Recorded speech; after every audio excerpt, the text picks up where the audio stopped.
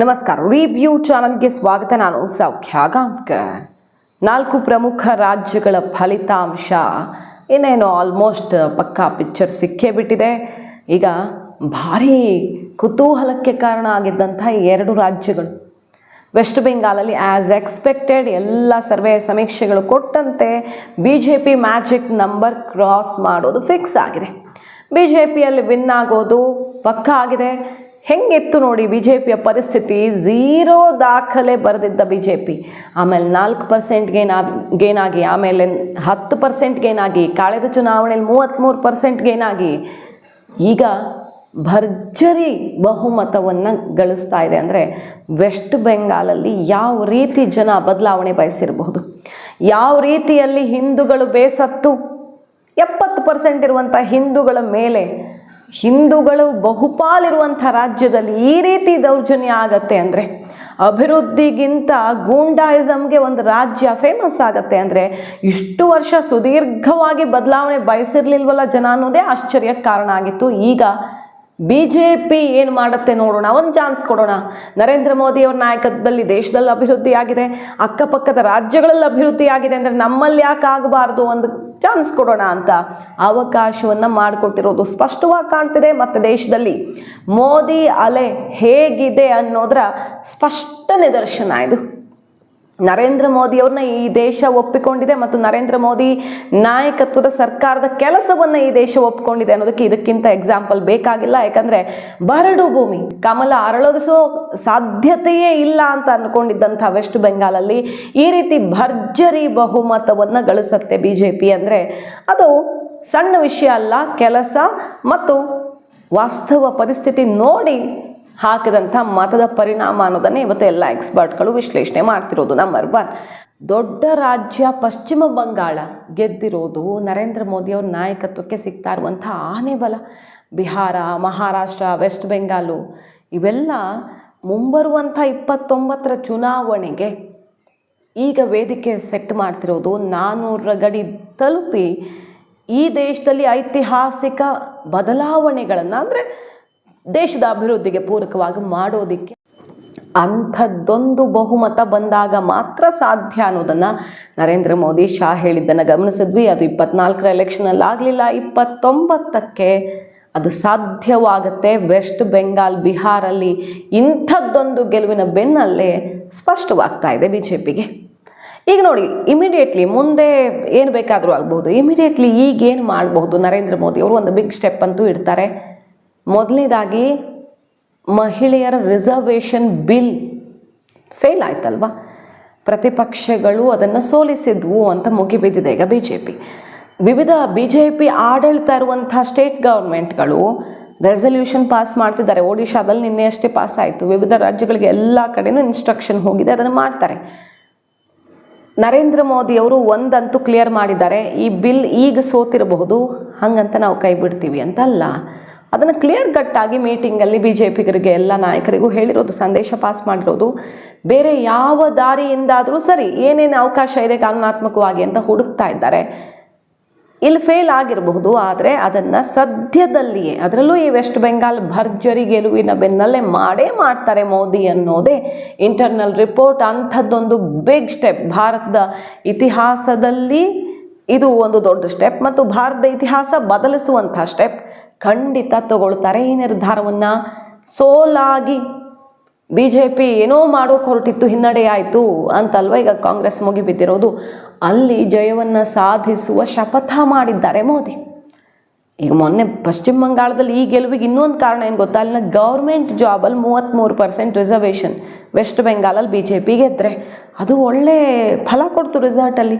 So ಮಹಿಳೆಯರಿಗೆ ಬಲ ತುಂಬೋದಕ್ಕೆ ಈ ದೇಶದಲ್ಲಿ ಏನೇನು ಮಾಡಬೇಕೋ ಅದನ್ನೆಲ್ಲ BJP ಮಾಡುತ್ತೆ.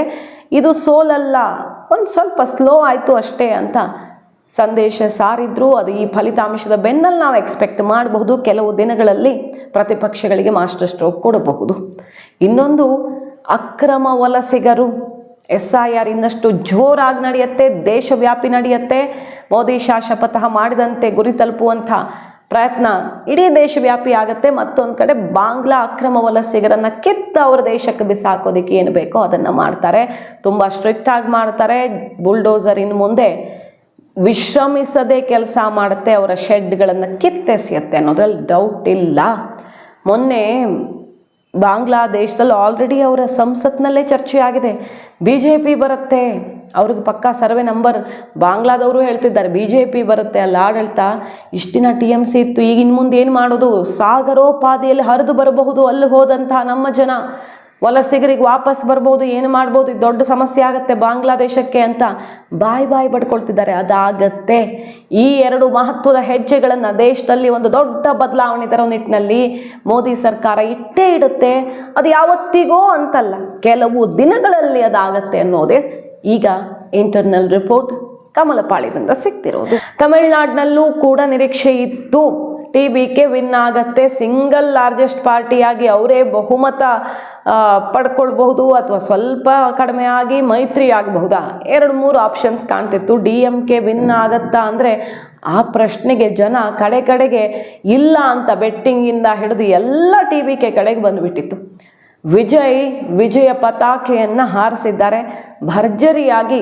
ತಮಿಳುನಾಡಿನಲ್ಲಿ ಸಿಂಗಲ್ ಆಗಿ ಯಾರ ಸಹಾಯವೂ ಇಲ್ಲದೇನೆ ಅಧಿಕಾರ ಹಿಡಿಯೋ ಸಾಧ್ಯತೆ ಕಂಡು ಬರ್ತಿದೆ. ತಮಿಳುನಾಡಿನಲ್ಲಿ ಒಂದು ಇಂಟ್ರೆಸ್ಟಿಂಗ್ ಫ್ಯಾಕ್ಟರ್ ಅಂದರೆ ಅಲ್ಲಿ ಜಾತಿ ಧರ್ಮಕ್ಕಿಂತ ಹೆಚ್ಚಾಗಿ ಒಂದೇ ಒಂದು ಫ್ಯಾಕ್ಟರ್ ವರ್ಕ್ ಆಗಿರೋದು, ಯುವಕರೆಲ್ಲರೂ ಕೂಡ ಕಿತ್ತೆದ್ದು ಹೋಗಿ ವಿಜಯ್ಗೆ ಒತ್ತು ಬಿಟ್ಟಿದ್ದಾರೆ ಓಟನ್ನು. ವಿಜಯ್ ಅನ್ನುವಂಥದ್ದು ಅಲ್ಲಿ ಹಿಂದೆ NTR ಯಾವ ರೀತಿ ಮ್ಯಾಜಿಕ್ ಮಾಡಿದ್ರು ಅದೇ ರೀತಿಯಲ್ಲಿ ಬರ್ತಾ ಇದ್ದ ಹಾಗೆ, ಪಕ್ಷ ಕಟ್ಟಿ 2 ವರ್ಷ ಆಯಿತು, ಆ 2 ವರ್ಷಕ್ಕಿಂತ ಹೆಚ್ಚು ಆ್ಯಕ್ಟಿವ್ ಆಗಿದ್ದು ಕಳೆದ 1 ವರ್ಷದಿಂದ. ಬರ್ತಾ ಇದ್ದ ಹಾಗೆ ಅವ್ರ ಸಿನಿಮಾ ಮೇನಿಯಾ ಯಾವ ರೀತಿ ಅವರ ನೇಮ್ ಆ್ಯಂಡ್ ಫೇಮ್ ಇದೆ ತಮಿಳ್ನಾಡಿನಲ್ಲಿ, ಓವರಾಲ್ ಎಲ್ಲ ಕಡೆ ಅನ್ನೋದು ಗೊತ್ತು. ವಿಜಯ್ಗೆ ಎಂತಹ ಜನ ಬೆಂಬಲ ಇದೆ ಅನ್ನೋದು ಗೊತ್ತು. ಅದು ರಾಜಕಾರಣದಲ್ಲೂ ವರ್ಕೌಟ್ ಆಗುತ್ತೆ ಅನ್ನೋದನ್ನು ಇಷ್ಟು ಬೇಗ ಹಿಂಗಾಗತ್ತೆ ಅನ್ನೋದು ಎಕ್ಸ್ಪೆಕ್ಟ್ ಮಾಡಿರಲಿಲ್ಲ ಯಾರು. ರಜನಿಕಾಂತ್ ಅವ್ರಿಗಾಗಲಿಲ್ಲ, ಆದರೆ ವಿಜಯ್ ಅದನ್ನು ಮಾಡಿ ತೋರಿಸಿದ್ದಾರೆ. ತಮಿಳ್ನಾಡಿನಲ್ಲಿ ಜಯಲಲಿತಾ ಮಾಡದಂತೆ, MGR ಮಾಡದಂತೆ, NTR ಮಾಡದಂತೆ ಮ್ಯಾಜಿಕ್ಕನ್ನು ಈಗ ವಿಜಯ್ ಮಾಡಲಿದ್ದಾರೆ. ಪೊಲಿಟಿಕಲ್ ದೊಡ್ಡದೊಂದು ಇತಿಹಾಸವನ್ನು ಸೃಷ್ಟಿಸುವ ಮೂಲಕ ವಿಜಯ್ ಎಂಟ್ರಿ ಆಗಿದೆ ಮತ್ತು ಅವರ ಸರ್ಕಾರ ರಚನೆ ಸ್ವಂತ ಬಲದ ಮೇಲೇ ಬಹುತೇಕ ಅನಿಸ್ತಿದೆ. ಈಗ ಸೆಂಚುರಿ ಕ್ರಾಸ್ ಆಗಿರೋದನ್ನು ನೋಡ್ತಾ ಇದ್ರೆ ಯಾವುದೇ ಮೈತ್ರಿ ಅವಶ್ಯಕತೆ ಇರೋ ಥರ ಅಂತೂ ಕಾಣಿಸ್ತಾ ಇಲ್ಲ.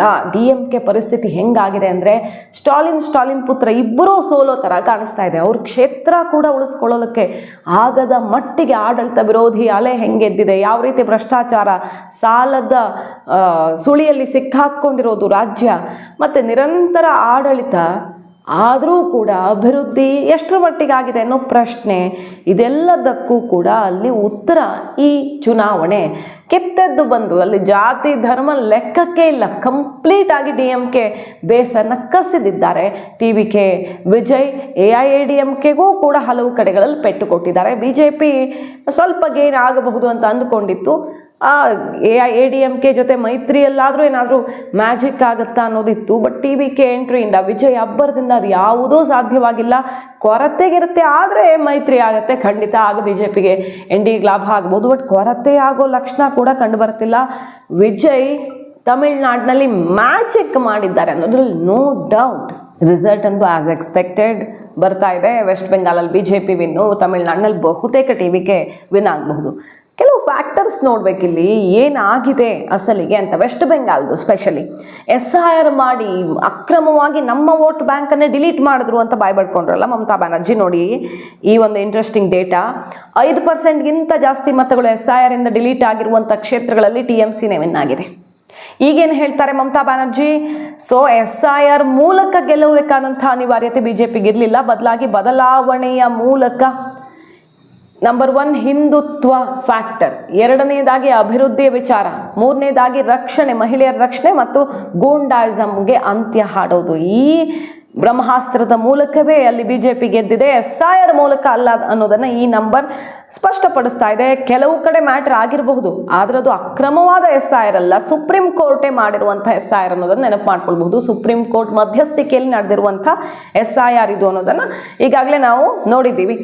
ಹಾಗಾದರೆ ಎಲ್ಲೆಲ್ಲಿ ಏನೇನಾಗಿದೆ, ಯಾವ್ಯಾವ ಫ್ಯಾಕ್ಟರ್? ರೂರಲ್ ಅಂದರೆ ಪಶ್ಚಿಮ ಬಂಗಾಳ ಗ್ರಾಮೀಣ ಪ್ರದೇಶದಲ್ಲಿ 41 ಸೀಟು BJP ಪ್ಲಸ್ ಮಾಡಿಕೊಂಡಿದೆ. TMCಗೆ 40ಕ್ಕೂ ಅಧಿಕ ಸ್ಥಾನಗಳು ಇಲ್ಲೇ ಲಾಸ್ ಆಗಿಬಿಟ್ಟಿದೆ. ಅಂದರೆ ಗ್ರಾಮೀಣ ಪ್ರದೇಶದ ಜನ ಕಿತ್ತೆದ್ದು BJPಗೆ ವೋಟ್ ಹಾಕಿದ್ದಾರೆ ಅನ್ನೋದನ್ನು ಸ್ಪಷ್ಟವಾಗಿ ನೋಡಬಹುದು. ಮತ್ತು SC ರಿಸರ್ವ್ಡ್ ಸೀಟ್ಗಳಲ್ಲಿ ಪರಿಶಿಷ್ಟ ಜಾತಿಯವರು ಹೆಚ್ಚಿನ ಪ್ರಮಾಣದಲ್ಲಿರುವಂಥ ಪಶ್ಚಿಮ ಬಂಗಾಳದ ಪ್ರದೇಶಗಳಲ್ಲಿ ಕೂಡ BJPಗೆ ಪ್ಲಸ್ ಆಗಿದೆ. ಮತ್ತು SC ST ಎರಡೂ ಕಡೆಗೂ BJPಗೆ ಪ್ಲಸ್ ಆಗಿದೆ. 5-6 ಸೀಟು ಎರಡೂ ಕಡೆ ಪ್ಲಸ್ ಆಗಿದೆ. ಅರ್ಬನ್ ಸೀಟ್ಸು, ಇದು ವೆರಿ ಇಂಟ್ರೆಸ್ಟಿಂಗ್. ಅರ್ಬನ್ ಪ್ರದೇಶಗಳಲ್ಲಿ TMCಗೆ ಭರ್ಜರಿ ಆದಂತಹ ಬಹುಮತ ಬರ್ತಿತ್ತು. ಆದರೆ ಈ ಸಲ BJPಯಲ್ಲಿ 25ಕ್ಕೂ ಅಧಿಕ ಸ್ಥಾನಗಳನ್ನು TMCಯಿಂದ ಕಿತ್ತುಕೊಂಡಿದೆ. ಅಂದರೆ TMC ಕಳ್ಕೊಂಡಿದೆ. TMC ಕಂಪ್ಲೀಟ್ ಇಲ್ಲಿ ಫೇಲ್ ಆಗಿದೆ. ನಗರ ಪ್ರದೇಶಗಳಲ್ಲಿ ಈ ಆರ್ಜಿಕರ್ ಕೇಸೇ ಒಂದು ಎಕ್ಸಾಂಪಲ್. ಹೆಣ್ಣು ಮಕ್ಕಳು 8 ಗಂಟೆ ಮೇಲೆ ಯಾಕೆ ಹೊರಗಡೆ ಹೋಗಬೇಕಿತ್ತು ಅಂತ ಕೇಳ್ತಾರೆ. ಅತ್ಯಾಚಾರ ಆದರೆ ಹೆಣ್ಣುಮಕ್ಕಳನ್ನು ವಿದ್ಯಾರ್ಥಿನಿಯರನ್ನ ಟಾರ್ಗೆಟ್ ಮಾಡಿ ಮಾತಾಡ್ತಾರೆ. ಒಬ್ಬರು ಮಹಿಳೆಯಾಗಿ, ಒಬ್ಬರು ಚೀಫ್ ಮಿನಿಸ್ಟರ್ ಆಗಿ ಇವರು ಮಹಿಳಾ ರಕ್ಷಣೆಗೆ ಏನು ಮಾಡಿದ್ದಾರೆ? ಸಂದೇಶ್ ಕಾಳಿ ಕೇಸ್ ಇರಬಹುದು, ಪದೇ ಪದೇ ಇಂತಹ ಅತ್ಯಾಚಾರದ ಪ್ರಕರಣಗಳಿರ್ಬೋದು. ನಗರ ಪ್ರದೇಶದ ಜನ ರೊಚ್ಚಿಗೆದ್ದಿದ್ದಾರೆ. ಇವರು ಯಾವ ಸೀಮೆ ರಾಜಕಾರಣಿ ಅನ್ನೋ ಮಟ್ಟಿಗೆ ಸ್ಥಿತಿಯನ್ನು ತಂದಿಟ್ಕೊಂಡ್ರು. ಮಮತಾ ಬ್ಯಾನರ್ಜಿ ಏನನ್ನ ನಾನು ದೂರ ಮಾಡ್ತೀನಿ, ತೊಡೆದು ಹಾಕ್ತೀನಿ ಅಂತ ಕಮ್ಯುನಿಸ್ಟ್ಗಳ ವಿರುದ್ಧ ಬಂದರು, ಅದನ್ನೇ ಮಾಡಿದ್ರು TMC ಅವರು ಅನ್ನೋದೇ ಆರೋಪ ಅವ್ರ ವಿರುದ್ಧ ಇದ್ದಿದ್ದು. ಈಗ BJPಗೆ ಮತ ಬಿದ್ದಿದೆ. ಆ ನಿಟ್ಟಿನಲ್ಲಿ ನೋಡೋದಕ್ಕೆ ಹೋದರೆ ಫೇಸ್ 1ನಲ್ಲಿ ಏನು ಹೇಳಿದರು? ಅಮಿತ್ ಶಾ ಅವರು 110ಕ್ಕೂ ಹೆಚ್ಚು ಸೀಟ್ಸು ಇಲ್ಲಿಂದನೇ ಗೆಲ್ತೀನಿ ಅಂತ ಹೇಳಿದರು. BJPಗೆ ಖಂಡಿತವಾಗಿಯೂ ಅಲ್ಲಿ ಭರ್ಜರಿಯಾಗಿ ಪ್ಲಸ್ ಆಗಿದೆ. 80ರಿಂದ 90 ಸೀಟ್ಸು ಫಸ್ಟ್ ಫೇಸಲ್ಲಿ ಗೆಲ್ತಾ ಇರೋದು BJP. 30ಕ್ಕೂ ಅಧಿಕ ಸ್ಥಾನಗಳನ್ನು ಹೆಚ್ಚಾಗಿ ಗೆದ್ದುಕೊಳ್ಳುವಲ್ಲಿ ಯಶಸ್ವಿಯಾಗಿದೆ. ಎರಡನೇ ಫೇಸಲ್ಲೂ ಕೂಡ TMC ಸ್ಟ್ರಾಂಗ್ ಹೋಲ್ಡ್ ಇರುವಂತಹ ಏನು ಸೌತ್ ಬೆಂಗಾಲ್ ಎಲ್ಲ ಬರುವಂತಹ ಪ್ರದೇಶ, ಅದು 5 ಜಿಲ್ಲೆಗಳು ಅತ್ಯಂತ ನಿರ್ಣಾಯಕ, ಅಲ್ಲೇ ರಿಸಲ್ಟ್ ಡಿಸೈಡ್ ಆಗುತ್ತೆ ಅನ್ನುವಂಥ ಪ್ರದೇಶ. ಅಲ್ಲಿ ತುಂಬ EVM ಸಮಸ್ಯೆಗಳೆಲ್ಲ, ಅದು ಕೆಲವು ಕಡೆ ಎಲ್ಲ ಮರು ಮತದಾನ ನಡೆಯುತ್ತೆ. ಆ ಕ್ಷೇತ್ರಗಳನ್ನು ಬಿಟ್ಟು ರಿಸಲ್ಟ್ ಕೊಟ್ಟಿರ್ತಾರೆ. ಅಲ್ಲಿ BJP 57ಕ್ಕೂ ಅಧಿಕ ಕ್ಷೇತ್ರಗಳನ್ನು ಗೆದ್ದುಕೊಂಡಿದೆ. 40-45 ಕ್ಷೇತ್ರಗಳು ಪ್ಲಸ್ ಆಗಿವೆ. TMC ಸ್ಟ್ರಾಂಗ್ ಹೋಲ್ಡು, ಮುಸ್ಲಿಂ ಸಮುದಾಯ ಅತಿ ಹೆಚ್ಚು ಇರುವಂಥ ವೋಟರ್ಸ್ ಇರುವಂಥ ವ್ಯಾಪ್ತಿಯ ಕ್ಷೇತ್ರಗಳು, ಅಲ್ಲೇ BJP ಗೇನ್ ಮಾಡ್ಕೊಂಡಿದೆ. ಅಂದರೆ ಒಂದು ಹಿಂದೂ ವೋಟ್ ಪೋಲರೈಸೇಷನ್ ಕಂಪ್ಲೀಟ್ ಆಗಿ ಬಂದು ಎದ್ದು ವೋಟ್ ಹಾಕಿದ್ದಾರೆ. ಯಾರಿಗೆ ಮನೆ ಬಿಟ್ಟು ಹೋಗಿ ವೋಟ್ ಹಾಕೋದಂತೆ ಹೆದರಿಸಲಾಗ್ತಿತ್ತು ಅವರೆಲ್ಲ ಎದ್ದು ಬಂದಿದ್ದಾರೆ. ನಾನ್ ಬೆಂಗಾಳಿ ಹಿಂದೂಸು ಬಂದು ವೋಟ್ ಹಾಕಿದ್ದಾರೆ. ಇದೆಲ್ಲವೂ ವರ್ಕೌಟ್ ಆಗಿದೆ. ಇಲ್ಲಿ ಗಮನಿಸಬೇಕಾದಂಥ ಅಂಶ. ಇನ್ನು SIR ಡಿಲೀಷನ್ ಆದಂಥ ಪ್ರದೇಶಗಳಲ್ಲಿ TMCನೇ ಹೆಚ್ಚು ಗೆದ್ದಿದೆ ಅನ್ನೋದು ಇಂಟ್ರೆಸ್ಟಿಂಗ್. ಸುಮಾರು 5-6% ವೋಟ್ಸು ಎಲ್ಲಿ ಡಿಲೀಷನ್ ಆಗಿದೆಯಾ ಅಲ್ಲಿ 13 ಸೀಟ್ ಹೆಚ್ಚಿಗೆ ಗೆದ್ದಿದೆ TMC. ಸೊ SIR ಇಂದ ತಮಗೆ ಲಾಸ್ ಆಯಿತು, ಅದರಿಂದನೇ ನಮಗೆ ಸೋಲಾಗುತ್ತೇನೋ ಅನ್ನೋ ರೀತಿಯಲ್ಲಿ ಬಾಯಿ ಬಡ್ಕೊಳ್ತಿದ್ದ ಮಮತಾ ಬ್ಯಾನರ್ಜಿಗೆ SIR ಗಿಫ್ಟ್ ಕೊಟ್ಟಿದೆ. SIR ಇಂದ 13 ಸೀಟು ಕಳೆದ ಬಾರಿಗಿಂತ ಆ ಪ್ರದೇಶಗಳಲ್ಲಿ ಹೆಚ್ಚಿಗೆ ಗೆದ್ದಿದ್ದಾರೆ TMC ಅವರು. ಮಹಿಳೆಯರ ಮತ, ಇದು ಮಮತಾ ಬ್ಯಾನರ್ಜಿಯವ್ರನ್ನ ಇಷ್ಟು ವರ್ಷ ಕಾಪಾಡ್ಕೊಂಡು ಬಂದಿದ್ದಂಥ ಒಂದು ವಿಚಾರ. ಮಹಿಳೆಯರು ಕೈ ಹಿಡಿದಿದ್ರು. ಈ ಸಲನೂ ಮಹಿಳೆಯರೇ ಅಡುಗೆನೇ ಮಾಡಬೇಡಿ, ನೀವು EVM ಕಳ್ಳರನ್ನ ಹಿಡಿದು ಹಾಕಿ ಇಡೀ ದಿನ ನೀವು ಕಾವಲು ಕಾಯಬೇಕು, ಹುಷಾರಾಗಿರಬೇಕು. SIR ಮಾಡೋಕೆ ಬಂದವ್ರನ್ನೆಲ್ಲ ಚಾಕು ಚೂರಿ ದೊಣ್ಣೆ ಸೌಟು ಲಟ್ಟಣಿಗೆ ತಗೊಂಡು ಹೊಡೀರಿ ಅಂತೆಲ್ಲ ಹೇಳಿದರು. ಮಹಿಳೆಯರ ಮತ ಯಾರಿಗೆ ಬಿದ್ದಿದೆ ಅಂತ ಕೇಳಿದ್ರೆ BJPಗೆ ಪ್ಲಸ್ ಆಗಿದೆ. ಮಹಿಳೆಯರ ಪಾಪ್ಯುಲೇಷನ್ ಜಾಸ್ತಿ ಇರೋ ಕಡೆಗಳಲ್ಲಿ ಒಂದು 15ರಿಂದ 16 ಸೀಟು BJP ಗೆದ್ದಿದೆ. ಇದನ್ನು ರಿವ್ಯೂ ಮುಂಚೆನೇ ಹೇಳಿತ್ತು. ವೆಸ್ಟ್ ಬೆಂಗಾಲಲ್ಲಿ ಮಹಿಳೆಯರ ಮತ BJPಗೆ ಬೀಳೋದಕ್ಕೆ ಬೇಕಾದ ವಾತಾವರಣ ಸೃಷ್ಟಿಯಾಗಿದೆ. ಒಂದು ನರೇಂದ್ರ ಮೋದಿ ಅವರ ಘೋಷಣೆ, ಲಕ್ಷ್ಮೀರ್ ಭಂಡಾರ್ಗೆ ಸೆಡ್ಡು ಹೊಡೆಯುವಂಥ ಘೋಷಣೆ ಮಾಡಿದ್ರು. ಮಹಿಳೆಯರ ರಕ್ಷಣೆಗೆ ಪ್ರಯಾರಿಟಿಯನ್ನು ಕೊಡ್ತಾ ಇದೆ BJP ಅನ್ನೋದು ಗಮನಿಸಬಹುದು. ಇನ್ನು ಹಿಂದೂ ಪಾಪ್ಯುಲೇಷನ್ನಲ್ಲಿ ನೋಡಿ, ಇದು ವೆರಿ ಇಂಪಾರ್ಟೆಂಟ್. ಹಿಂದೂಗಳು ಪಶ್ಚಿಮ ಬಂಗಾಳದಲ್ಲಿ ಯಾವ ರೀತಿ ಒಂದಾಗಿ ಮತ ಹಾಕಿದ್ದಾರೆ ಅನ್ನೋದಕ್ಕೆ ಇದು ಎಕ್ಸಾಂಪಲು. 69 ಸೀಟ್ಸು ಹಿಂದೂ ಪಾಪ್ಯುಲೇಷನ್ ನಿರ್ಣಾಯಕ ಇರುವಂತಹ ಕ್ಷೇತ್ರಗಳಲ್ಲಿ 69-70 ಸೀಟ್ಸಲ್ಲಿ BJP ಹೆಚ್ಚಿನದಾಗಿ, ಅಂದರೆ ಕಳೆದ ಬಾರಿ ಕಂಪೇರ್ ಮಾಡಿದ್ರೆ ಈ ಸಲ ಗಳಿಸಿರೋದು. ಅಲ್ಲಿ ಅಷ್ಟೇ ಸೀಟ್ಸನ್ನು TMC ಕಳ್ಕೊಂಡಿರೋದು, 60-70 ಸೀಟ್ಸನ್ನು ಮೈನಸ್ ಮಾಡ್ಕೊಂಡಿದೆ ಅನ್ನೋದು ಗಮನಿಸಬೇಕಾದಂಥ ವಿಷಯ. ಸೊ ಮುಸ್ಲಿಂ ಪಾಪ್ಯುಲೇಷನಲ್ಲಿ ಏನಾಗಿದೆ ಅದನ್ನು ಗಮನಿಸ್ಬಿಡೋಣ. BJPಗೆ ಪ್ಲಸ್ ಆಗಿದೆ ಮುಸ್ಲಿಂ ಪಾಪ್ಯುಲೇಷನ್ ಇರೋ ಕಡೆ. TMC 10 ಸೀಟ್ಸು ಮುಸ್ಲಿಮೇ ನಿರ್ಣಾಯಕ ಆಗಿರೋ ಕಡೆ ಕಳ್ಕೊಂಡಿರೋದು. ಒಂದು ವೋಟ್ ಡಿವೈಡ್ ಆಗಿರಬಹುದು, ISF ಅವರು ಇವರು ಬೇರೆ ಬೇರೆ ಪಕ್ಷಗಳು ಬಂದಿದ್ದರಿಂದ. ಇನ್ನೊಂದು BJP ಒಂದು ಪ್ರಾಮಿಸ್ ಮಾಡ್ತು, ಮುಸಲ್ಮಾನರು ಏನು ಅಭಿವೃದ್ಧಿ ಆಗಿದ್ದಾರೆ, ಕಮ್ಯುನಿಸ್ಟರು ಆಡಳಿತ, TMC ಆಡಳಿತ ಹೆಂಗಿದೆ ವೆಸ್ಟ್ ಬೆಂಗಾಲಲ್ಲಿ ಪರಿಸ್ಥಿತಿ, ವಕ್ಫ್ ಆಸ್ತಿ ಕಂಡವರ ಪಾಲಾಗ್ತಿದೆ, ಉಳ್ಳವರ ಪಾಲಾಗ್ತಿದೆ, ಮುಸಲ್ಮಾನರಿಗೆ ನಿಜವಾದವ್ರಿಗೆ ಸಿಗ್ತಿದೆಯಾ? ನಾವು ಮುಸಲ್ಮಾನರ ವಿರೋಧಿ ಅಲ್ಲ.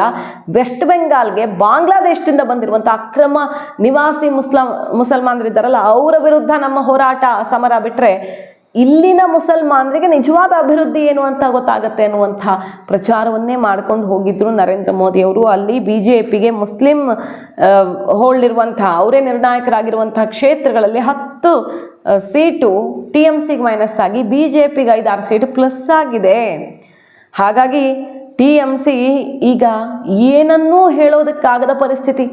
EVM ಅಂದರು, ಕಡೆಗೆ EVM ಅನ್ನು TMC ಕಡೆಯವರೇ ಬೇರೆ ಬೇರೆ ರೀತಿಯಲ್ಲಿ ಫೇಕ್ ಮಾಡೋದಕ್ಕೆ ಪ್ರಯತ್ನ ಪಟ್ಟಿರೋದಕ್ಕೆ ಈಗ ಆ್ಯಕ್ಷನ್ ಬೇರೆ ಆಗ್ತಾ ಇದೆ. TMC ಸ್ಟ್ರಾಂಗ್ ಹೋಲ್ಡ್ ಇದ್ದ ಪ್ರದೇಶಗಳಲ್ಲೇ TMC ಕಳ್ಕೊಂಡಿದೆ. 50-60 ಸೀಟ್ ಅವರ ಕಂಪ್ಲೀಟ್ ಭದ್ರಕೋಟೆಯಲ್ಲಿ ಕಳ್ಕೊಂಡಿದೆ ಅನ್ನೋದು ಇಂಟ್ರೆಸ್ಟಿಂಗ್. ಹಾಗಾಗಿ ಮಮತಾ ಬ್ಯಾನರ್ಜಿಯವರು ಊಹಿಸದಂತಹ ಆಘಾತ ಈ ಎಲೆಕ್ಷನಲ್ಲಿ ಎದುರಾಗಿದೆ. ಇನ್ನು ತಮಿಳುನಾಡು ವಿಜಯ್ ವಿಚಾರಕ್ಕೆ ಬಂದರೆ ನೋಡಿ, ಎಲ್ಲ ಕಡೆ ಅವರಿಗೆ ಜಾತಿ ಮ್ಯಾಟರೇ ಆಗಿಲ್ಲ. SC ಸ್ಟ್ರಾಂಗ್ ಹೋಲ್ಡ್ ಇರುವಂಥ ಪ್ರದೇಶಗಳಲ್ಲೂ ಕೂಡ TVK ಗೇನ್ ಮಾಡ್ಕೊಂಡಿದೆ 10-15 ಸೀಟು. ಮತ್ತು 1 ಇಯರ್ ತುಂಬ ನಿರ್ಣಾಯಕರಾಗಿರುವಂಥ ಪ್ರದೇಶಗಳಲ್ಲೂ ಕೂಡ TVK ಪ್ಲಸ್ ಆಗಿದೆ. ಗೌಂಡರ್ ಕಮ್ಯುನಿಟಿ ಲೀಡ್ ಮಾಡುವಂಥ ಕ್ಷೇತ್ರಗಳಲ್ಲೂ ಕೂಡ TVK 10-15 ಸೀಟ್ ಪ್ಲಸ್ ಆಗಿದೆ. ತೇವಾರ್ ಕಮ್ಯುನಿಟಿ ಇರೋ ಕಡೆನೂ ಪ್ಲಸ್ ಆಗಿದೆ. ಸೊ ಓವರಾಲ್ ನೋಡೋದಕ್ಕೆ ಹೋದರೆ ಇಲ್ಲಿ ಸಿಂಪಲ್, ಇಷ್ಟು ನಾವು ವಿಸ್ತೃತವಾಗಿ ಹೇಳಬೇಕಾಗೇ ಇಲ್ಲ. TVKಗೆ ಜಾತಿ ನೋಡಿ, ಧರ್ಮ ನೋಡಿ ಓಟ್ ಹಾಕಿಲ್ಲ. ರೂರಲ್ಲು, ಅರ್ಬನ್ನು, ನಗರ ಪ್ರದೇಶ ಅದು ಇದು ಅಂತ ಓಟ್ ಹಾಕಿಲ್ಲ. ಓವರಾಲ್ ವಿಜಯ್ ಪರ ಅಲೆ ಎದ್ದು ಬಿಟ್ಟಿತ್ತು. ಅಲ್ಲಿ ಏನು ಜನಸಮೂಹ ಬಂದಿತ್ತಲ್ಲ ಅದೆಲ್ಲ ಓಟ್ ಆಗಿ ಕನ್ವರ್ಟ್ ಆಗಿದೆ. ಸಿಂಗಲ್ ಫ್ಯಾಕ್ಟರು ವಿಜಯ್ ಅಷ್ಟೇ, ಇಲ್ಲಿ ಇನ್ಯಾವುದೇ ವಿಚಾರ ಇಲ್ಲ. ಒಂದು DMK ವಿರುದ್ಧ ಎದ್ದಂಥ ಆಡಳಿತ ವಿರೋಧಿ ಅಲೆ, ಇನ್ನೊಂದು ವಿಜಯ್ ಬೇಕು ನಮಗೆ ಪರಿವರ್ತನೆ ಮಾಡ್ತಾರೆ ಅನ್ನುವಂಥದ್ದು. ಅದು ಬಿಟ್ಟರೆ ತಮಿಳ್ನಾಡಿನಲ್ಲಿ ಬೇರೆ ಫ್ಯಾಕ್ಟರ್ ಅಲ್ಲ ವರ್ಕ್ ಆಗಿರೋದು, ವಿಜಯ್ ಫ್ಯಾಕ್ಟರ್ ಮಾತ್ರ. ಮಾಹಿತಿ ಇಷ್ಟ ಆಗಿದ್ರೆ ಮಿಸ್ ಮಾಡದೆ ನಮ್ಮ ಚಾನಲ್ನ ಸಬ್ಸ್ಕ್ರೈಬ್ ಮಾಡಿ, ನಿಮ್ಮ ಅಭಿಪ್ರಾಯ ಕಮೆಂಟ್ ಮಾಡಿ ತಿಳಿಸಿ. Thank you.